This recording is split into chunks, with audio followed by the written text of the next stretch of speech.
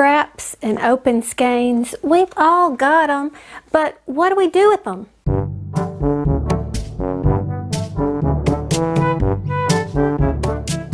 Hey everybody, it's me, Margaret. I'm a Mississippi native transplanted to Atlanta, Georgia, where I sheepishly share things I love with you. And I love to use up scraps and partial skeins. If you are no stranger to my channel, then you know that because I'm oftentimes showing you what I've made. I talk about it all the time because I hate waste. And as a matter of fact, I've really been busy with this pile all made with scraps and open skeins. And again, if you are no stranger to my channel, then you know that I'm a charity knitter and crocheter, at least primarily. And so what I like to do is hats. They're one of my favorites, and this is what I tend to donate the most. And that means that I want to get my money's worth out of a skein of yarn. So if I have only this much left from a skein of yarn, I still feel like I need to use it. The more thrifty I can be, the more people I can help. Now I think one of the most challenging aspects of using up your yarn is actually one of the most fun for me, and that is to put color combinations together. Now I think probably the easiest thing to do is to match two colors, right? And turn them into stripes. Most of us don't have any problem finding two colors that go together. It seems easy enough. And then when we feel comfortable, sometimes we can add in a third by choosing a neutral color. Just about anything is going to go with this cream color, so that's why I chose the blue and the purple to go with it. And then if you get really wild, you can choose four. Again, using the neutral color, I then added in three other colors. Here's a different twist on these same colors. Now, once you get this down and you're feeling really confident and you walk back to your stash and you look and you say, gosh, nothing I have goes with anything, and I have such little amounts of each one. Now what do I do? Now that's when you choose another neutral color and you just put a bunch of them together. Now this happens to be a charcoal gray. It's a darker gray, but any kind of gray is a magic color. As a matter of fact, I talked extensively about this in another video. I love the color gray. You know, people say all the time, Margaret, what's your favorite color? And I say, I don't know, I love all colors, and I do even what some people might consider boring, gray. I love gray. And there's different types of grays, of course, some with a brown undertone and some with the more black or blue type undertone or something like that. It's wonderful, but the best thing is it goes with most colors. But it worked really well, I thought, with the combination of these colors as well. So, you know, look and see what you have. Look and see what you can put it with. If you don't have enough for a base in any one of these colors, stick it with gray. Now, again, gray, but look, a whole different family of colors. These are the more bold, but look how well it goes with gray. So, gray is the star of the show. But gray isn't your only good neutral color. How about a chocolate brown? Now here's an example where I had three different color greens. I separated each little stripe with the brown, and I'm making a reversible hat that will have a solid brown on the inside. So while these colors would have gone with gray, I like them with brown too. So be open to possibilities. Another solid color that would go with a combination of colors. What do you have? Now a while back I made a pair of these socks, and you'll see that it's self-striping sock yarn. This is what it was designed for. But I had a little bit of it left, not enough to do anything really. Now a lot of people will make those scrappy yarn blankets where they only need about 3 ounces of sock yarn, and then they knit up a little square, and then they put them all in a big square, and eventually you have a great blanket. Wonderful option and a good use of those scrap yarns. But here is another use of it as well. Now this is a crocheted hat. It's called a puff stitch hat, and what I did was hold one strand of number 4 worsted gray with the sock yarn. So the stripes kind of made their own little striping pattern, even still done in this fashion, which was kind of neat. So I took a regular base color and sort of dressed it up and turned it into a variegated yarn, so to speak, by adding that thin bit of sock yarn. Now, this little hat is another example of combining a sock yarn with a worsted weight. Now, this is knitted. It was done on one of the Addi machines, but I really like the way the colors came out, the way it pulled. And you know, I have different options. I made this one reversible because the colors patterning were so much longer in this sock yarn that, as you can see, we have like a different combination of colors on each side. Now, something that makes this challenge a little bit easier for me is to kind of stick with a few patterns that I'm really comfortable with. For example, in crochet, I do a variation on this camel stitch ribbing down here. Sometimes, as a matter of fact, they'll only have one stripe if that's all I have enough yarn for. But this gives me a lot of versatility. And then this, when I'm just wanting to feel something different, this is a spiked mesh stitch hat. I've got a tutorial for this right here, and it's not only is it attractive, or at least I think it is, but it also kind of breaks up the boredom. It gives me something different to do. I always lean back on my Better Late Than Never beanies. This is very simple. It's a double crochet interspersed with single crochet rows. And again, I've got a tutorial of that too if you need it. This is a standby, and it looks good, men, women, whatever. Everybody seems to like a basic striped hat. Of course, on my Addi machines, just striping is simple enough. Or if I have enough, I'll do the reversible hats. Well, these are reversible too, like there's a stripe on this side and a solid on this side. But a basic reversible would be where you use one yarn. This is a variegated Caron Simply Soft, and then a solid Caron Simply Soft on the other side. So now these are pretty much my go-to patterns that I've memorized them and I know them so well, and it sort of removes some of the variables when I'm trying to imagine what these color combinations are going to look like when I'm putting scraps together. Now this brings me to one of my most important discoveries ever, and that's an answer to the question, do I have enough yarn? Alright, let's say I have this tiny little bit right here, and I'm like, oh, do I have enough for one round? Now let's say I'm working on a hat and I come across a single crochet row that I want to use this scrap yarn for.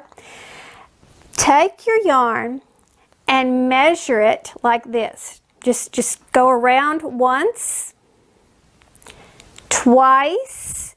As a matter of fact, go around 7 times if you're doing single crochet. That will answer the question. If you could go around 7 times, you will have enough for one single crochet row. If you could go around 10 times, you're going to have enough for a half double crochet row. And if you can go around 15 times, you have enough for a double crochet row. Now I have noticed that this little trick works for just about any hat, because if you're using a smaller hat, then theoretically the number of times you'll go around would actually be in a smaller circle, right?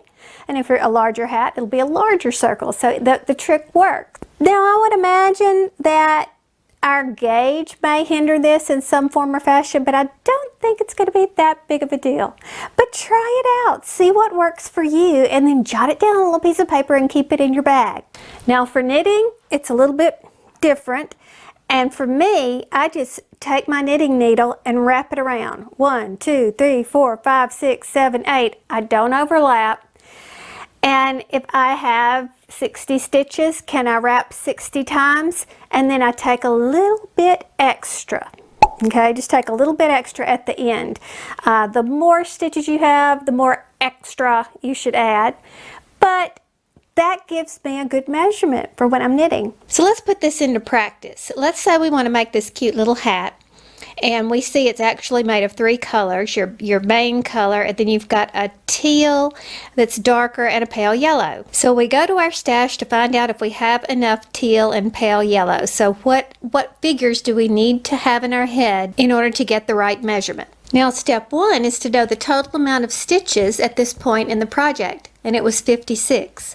And step 2 is to figure out how many rows we're going to have. So let's start with the teal. We've got 1 on the bottom, one on the top, and this one with every other stitch, we count that as a single row because even though we're skipping stitches, we're carrying yarn across. As you can see on the inside, we're carrying the yarn. So what we'll do is we'll wrap our teal yarn 56 times around the knitting needle, and we'll add our little extra, and then we'll get 3 lengths of whatever we come up with, and that'll tell us if we have the right amount. And then we'll repeat the process for the yellow because again we have one solid row of this yellowish color and then we alternate it on this next row and then we have another solid row. So again there's 3 for that. By the way, these are another of my favorite ways to use scraps, and I'll put a link to these instructions in the description box too.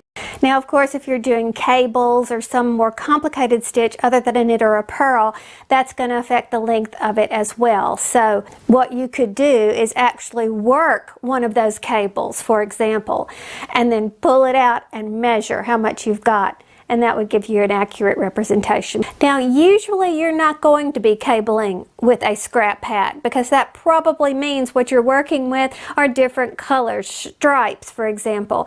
And stripes done with a cable kind of takes away from the beauty of the cable. So for the most part, all you're going to need is that little wrapping trick. Now, I backed you up so you could see my lovely mess that I've got going on right here. And that's because I've been using my knitting machines a whole lot lately. Firstly, to do some reviews. I've got 2 small ones I need to review over there. And also, this was one of my favorite new machines, this pink generic one here. And I was really putting it through its paces, which is why you see so many of these small Addy hats that I have in my stack over here. So let's go back to that same little bit of yarn that I held up, and it's like, oh, do I have enough for 1 Addy row? Well, I've worked that out too. And basically what I do, this right here is a measuring tape. I use it for sewing, and I just keep it taped to the edge of my table right here. And so I'll measure out. If I have around 1.5 yards, let's say 54-ish inches, that I know I've got enough to go around one time on the big Addy King. Now, a little bit less than that, it's going to be for the mid-sized machine. So this is a 40 needle machine. And so a little bit less than that. So I would say 1.25 yards or something like that. And for the smaller machines, that like the Addy and the Singer and stuff like that, you only need a little bit less than 1 yard, maybe 7/8 of a yard, which would be, according to my notes, about 31-ish inches. Note that these measurements are approximate. You may leave longer or shorter tails than I do when changing colors, and you'll also need more if you're binding off with one of these scraps. Test them out for your own preferences on a practice project. So now that you have that information, if you were working on a hat like this, which is basically 10 rows, 2 rows, 5, 2, 5, 2, 5, 2, and then I did the whole inside as a solid. So if you were working on this and you wanted to know if you had enough for one of these little stripes right here, you would simply say, okay, well, I know it's going to take me about 1.5 yards, maybe 1.25 yards. So let's say that's about, 50-ish inches. That's done on this machine. So you would just measure it out 100 inches to see if you have that much, because it takes 2 rows. So it's just simple little math. Evenly measured stripes can be boring after a while, but you can jazz it up with some random widths and placement. If you need help working this out for hats or scrap blankets or whatever, don't forget about the random stripe generator by Biscuits and Jam. And yes, I've mentioned this several times before, but it bears repeating. First, you grab some scraps from your stash and you let the random generator know what you've got. I'll tell it what widths of stripes I'll allow for my project. Let's just say I want none wider than 5 rows, but it's fine if they're smaller. The last parameter is how many rows total. I'll pretend I'm working on a reversible Addy hat, which, without a cuff, is about 100 rows. I'll do my whole hat, 100 rows. And then check out your results. Now, if you like this pattern that it came up with, you look down here in the text and it tells you exactly how many rows to do for each color, so you can replicate this exact look. So you'll see 5 medium aquamarine, 4 light gray, to medium aquamarine, 3 Dodger blue. You see how it goes. Isn't this cool? I get it. I really like to play with it. I'm going to put the link in the description box so you can too. One of my favorite ways to use scrap yarn is through the use of pom-poms. I love mixing the colors together and putting them on a solid hat. And a good black hat is always going to work with just about any color combination you have. Simply put black with it and it looks even better. Doesn't have to. You don't have to put black with it, but if you do, I think it looks even better. Ties it in. My daughter, as a matter of fact, liked these so much that she even took one of them home. I think hers was gray and it had a large pom-pom with a lot of different colors, some of her favorite colors. And they were all made with scrap. And don't stop with regular old pom-poms. This is my attempt to make an eyeball pom-pom.